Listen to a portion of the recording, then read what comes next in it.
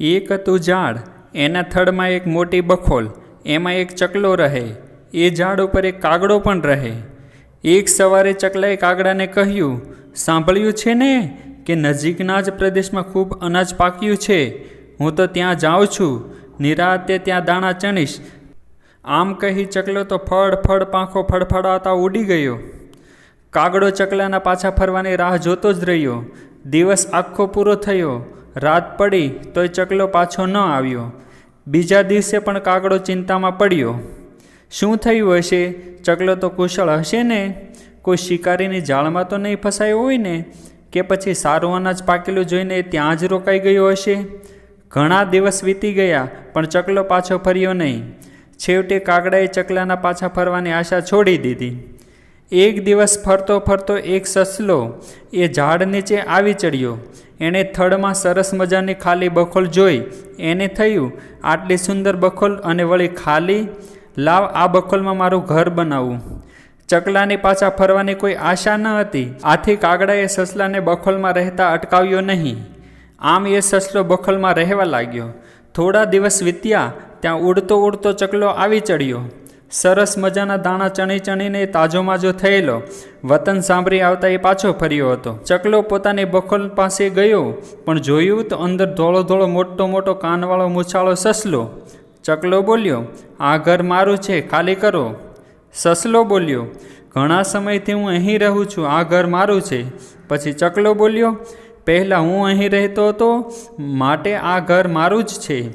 સસલો મોટા લાંબા કાન ઊંચા કરીને બોલ્યો, પશુ પંખીઓની બાબતમાં જ્યાં સુધી બચ્ચા રહેતા હોય ત્યાં સુધી જ એ ઘર પર તેમનો અધિકાર ગણાય, માટે હવે આ ઘર મારું જ છે. આમ સસલા ચકલાનો ઝઘડો લાંબો ચાલ્યો. દલીલની સામે દલીલ ચાલી પણ નીવડો આવ્યો નહીં. છેવટે સસલો બોલ્યો, આપણે ધર્મમાં માનનારને આ બાબતનો ન્યાય કરવા કહીએ. ન્યાય કર્યા પછી એ આ બખોલ જેને આપે તેણે બખોલમાં રહેવાનું અને બીજાએ ચાલ્યા જવાનું. પછી સસલાની આ વાતમાં ચકલો સંમત થયો. એક બિલાડો ક્યારનો ચકલા સસલાનો આ ઝઘડો છાનોમાનો ઝાડ પાછળ સાંભળતો હતો. તરત એણે હાથમાં લીધી માળા, આંખો બંધ કરી અને મોટેથી બોલવા લાગ્યો, સંસારમાં હવે નથી રહ્યો સાર, બસ ધર્મ એ જ હવે મારો આધાર. આ જોઈ અને સાંભળીને સસલો બોલ્યો, આ બિલાડો ધર્મનો જાણકાર લાગે છે, આપણે ન્યાય માટે એની પાસે જઈએ. ચકલાએ કહ્યું, બિલાડો તો આપણો જન્મનો શત્રુ, એની સાથે તો દૂરથી જ વાત કરવી પડે. સસલાએ કહ્યું, સારું, તો આપણે દૂરથી જ વાત કરીએ. ચકલાએ દૂરથી જ બિલાડાને કહ્યું, નમસ્કાર. બિલાડાએ તો જાણી જોઈને આંખો બંધ જ રાખી અને બોલ્યો, શું કહ્યું? જરા મોટેથી કહો, મને ઓછું સંભળાય છે. પછી સસલો અને ચકલો ત્યાંથી થોડાક જ આગળ વધ્યા. શિકારની વાતથી બિલાડો રાજી થાય છે કે નહીં તે જાણવા ચકલાએ મોટેથી કહ્યું, તમે અમારો ન્યાય કરો ને અમારામાંથી જેનો વાંક હોય એનું તમે ભક્ષણ કરજો. આ સાંભળીને બિલાડાએ એના હાથ પોતાના બંને આંખે અને કાને અડક્યા. પછી બોલ્યો, રામ રામ રામ, તમે આ શું બોલ્યા? મેં શિકાર કરવાનું તો ક્યારનું છોડી દીધું છે. હવે તો અહિંસા એ જ મારો ધર્મ છે. મારામાં વિશ્વાસ રાખો, નજીક આવો અને વાત શું છે, ઝઘડો શાનો છે તે માંડીને કહો. પછી તો સસલાને બિલાડા પર વિશ્વાસ બેઠો. એ બિલાડાની નજીક ગયો. ચકલો જરાક દૂર જ ઊભો રહ્યો હતો. બિલાડો બોલ્યો, ડરો નહીં, મને ખૂબ જ ઓછું સંભળાય છે. આથી નજીક આવીને મારા કાનમાં બધી જ વાત કરો, જેથી હું બરાબર સાંભળું અને પછી તમારો સાચો ન્યાય કરું.